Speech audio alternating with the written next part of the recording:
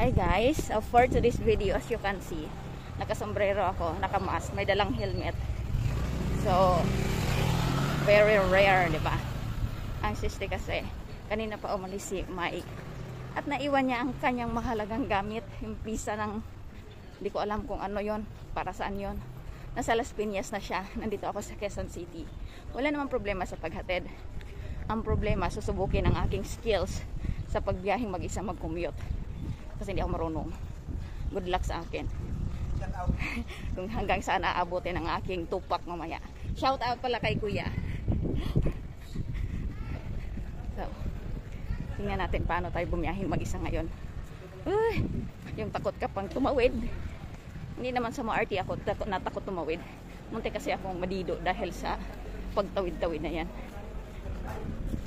Kaya takot na akong tumawid mag-isa. Pisa pala ng motor niya itong dadala-dala ko guys. Nasiraan siya ng motor. So, nandito na ako sa Chief papuntang SM. Then, ang gulo-gulo ng instruction niya. May sinabi siyang papuntang Pentex, papuntang Pasay. Hindi ko alam mga lugar na yan. Ngayon, may Buendia na naman. Ang gulo-gulo niya. Tingnan mo ito mamaya away. Good luck sa akin talaga. Init-init pa ng panahon. Tapos iba niya yun sa instruction. Nasakay na ako ng van papuntang Buendia. Pagkatapos ng Buendia, ibubok niya daw ako ng moped papunta doon sa Las Piñas. So good luck talaga sa biyahe. Ang mahal pa masaya guys, 25 pesos. Malayo pala yun.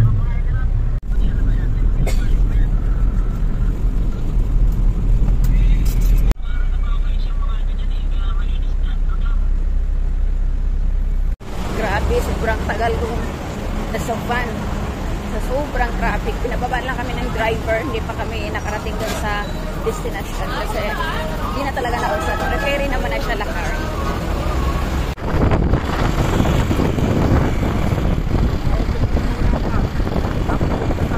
Yun nga, kaya hinahanap ko, sabi niya nandito na daw. Sabi ko wala namang movie na dumarating dito. Hindi naka-cover lang, hindi naka-cover, mababa eh.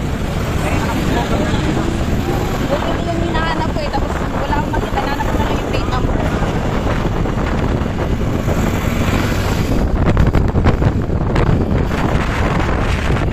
For 436 years, nakarating din ako sa destination.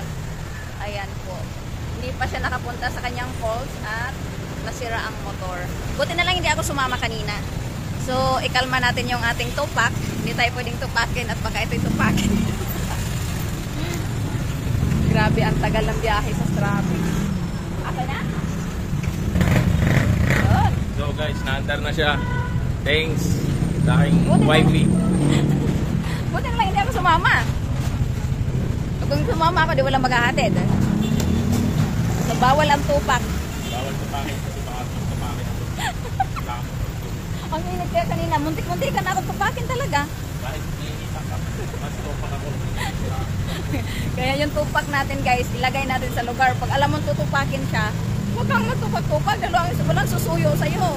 Kaya pag kalma siya, o saka katupakin para may susuyo. Kaya bukas na ako tupakin. or maya-mayang konti. Pwede na ako maya-mayang konti. Mamaya mo tupakin kasi ito.